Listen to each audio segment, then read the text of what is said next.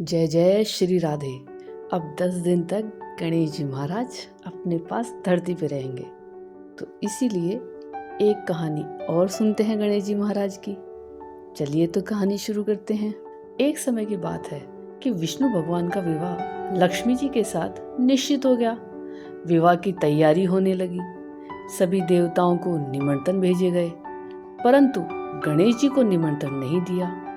कारण जो भी रहा हो, अब भगवान विष्णु की बारात जाने का समय आ गया।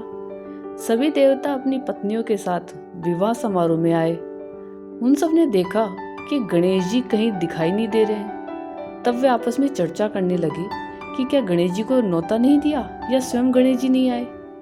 सभी को इस बात पर आश्चर्य होने लगा। तभी सबने विचार किया कि विष्णु भगवान से ही इसका कारण पूछा जाए। विष्णु भगवान से पूछने पर उन्होंने कहा कि हमने गणेश जी के पिता भोलेनाथ महादेव को न्योता भेजा है। यदि गणेश जी अपने पिता के साथ आना चाहते हैं तो आ जाते, अलग से न्योता देने की कोई आवश्यकता भी नहीं थी।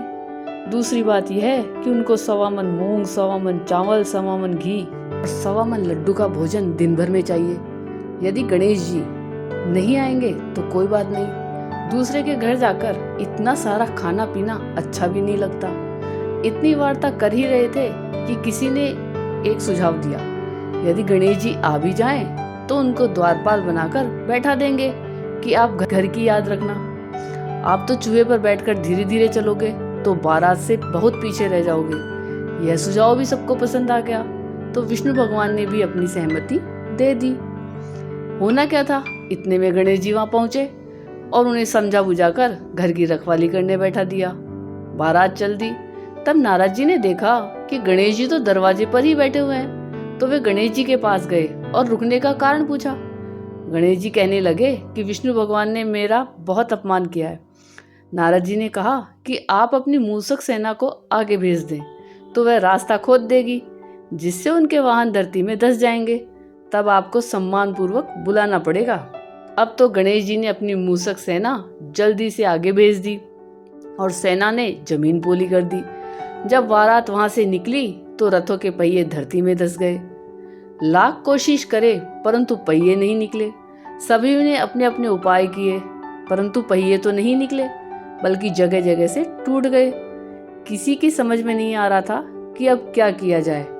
तब नारद जी ने कहा, आप लोगों ने गणेश जी का अपमान करके अच्छा नहीं किया। यदि उन्हें मना कर लाया जाए तो आपका कार्य सिद्ध हो सकता है और यह संकट टल सकता है।